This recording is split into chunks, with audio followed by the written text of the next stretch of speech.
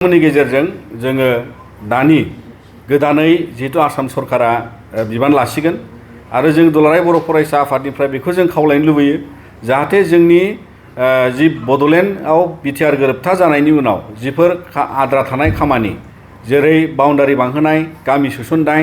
लोगोसेयै संबिधानिक जे एमेन्डमेन्टनि सायाव आसाम सरकारा राहा लानांगौ पार्लियामेन्टनि एमेन्डमेन्टखौ जाहाथे 125 एमेन्डमेन्टखौ बिथांमोना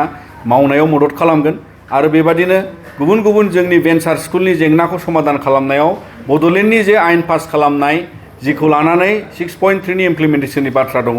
जाहाथे बिथांमोना गोख्रैनो बेखौ मावफुंगोन होननानै जों मिजिंथिबाय आरो बिदिनो गुबुन गुबुन जोंनि जे फसंथान गायसननाय सोलोंथाइ दावगाहोनायाव आरो गासै आसाम सरकार आरो मिरु सरकारनि जे बिटिआर गोरोबथाखौ मावफुंनो गोनां आद्रा थानाय जाहाथे बिथांमोना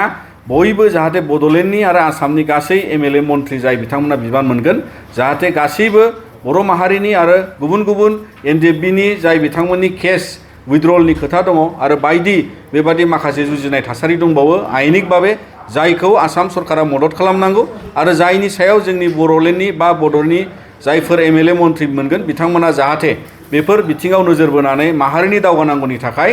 आरो जोंनि आसाम बा बड'लेण्डआ दावगानांगौनि थाखाय बेफोर समाधाननि लामाखौ बरनगोन जों नोंथांमोननि गेजेरजों दिनैहाय गोदानै बिबान मोनगोन बा आसाम सरकार दागोन बिथांमोनखौ जोङो खावलायहरो।